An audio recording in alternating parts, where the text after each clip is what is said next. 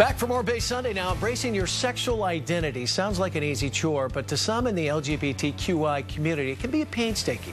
It's a journey.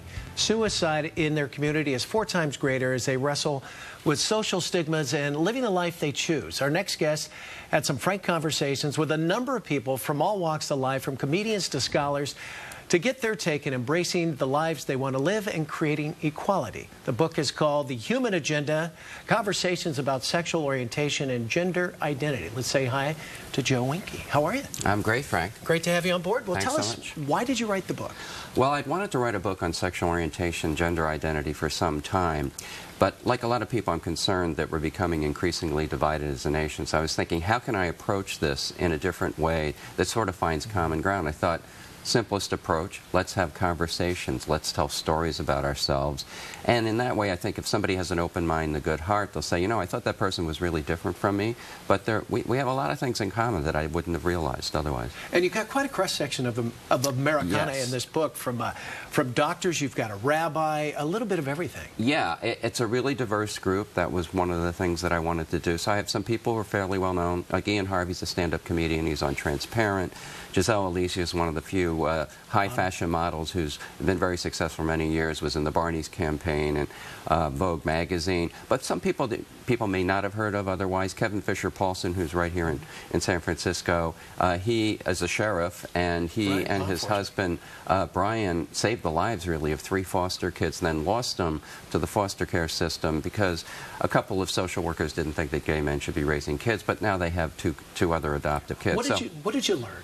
What did you learn talking to these people? Well, here's what the book is really about. I learned that we're all human beings, Absolutely. right? And that we all have the same goals. And that we're just different. And that's what's great. And we should be celebrating difference and diversity and not demonizing it. And that's really what I learned in all of these diverse stories. And is the biggest challenge acceptance? Is that what? Well, I think the ultimate goal is equality, and I think where we're at is tolerance. People are becoming more familiar with gay people because so many people have come out, less familiar with transgender people because aren't as many of them. I think it's great that Caitlyn Jenner has come out. I think it's an inspiration.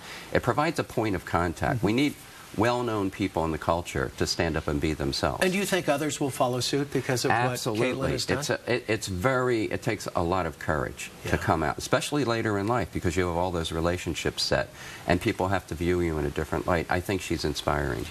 Surprises? People you talk to? Any big surprises? Well, I'll tell you one surprise. I talked to Aden Key, who is based in Seattle. He works at Seattle Children's Hospital with little transgender children and their families. Some kids come out as transgender right after they can speak. I did not know that. And when they are loved and supported, he says they thrive. The problems start to crop up when they go to school. Right. So if you're loved and supported, you do great.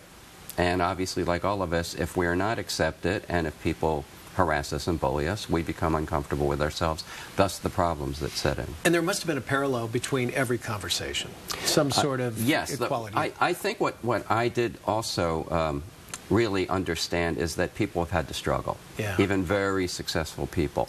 And I think it's important to read these stories, to pass over to their point of view, and to say, you know, I've had my own issues as well. Maybe I've had difficult things to tell other people, so maybe I can relate to what it means to come out and what it means to have certain challenges in society. It's been out a couple of months. How about reaction from the community? They must... it's almost all positive. I mean, there are always occasionally people who are just opposed, but I think the approach that I'm taking is disarming. It's just people talking about their dreams, their aspirations, and really the message comes through, as I said before, we're all the same. We're just human beings trying to make our way in the world. And I think it's a conversation. It's not a book, it's a conversation. That's right. It's not interviews. It's really just talking like we do, like you do every day, and it can be very revealing. Yeah, very good. It is a journey, isn't it? Yes, it is for us all. Okay. Well, Joe, all the best for the book. Thanks so much for coming in. Really appreciate it. It's my pleasure. If you'd like more information about the Human Agenda, log on to Joe Wenke, WNENKE.org. That's joewenke.org. That's it for this week's edition of Bay Sunday. We will see you next week. Don't forget the Tonys tonight at 8 o'clock right here on Channel 5. Have a great day, everybody, and we'll see you next week.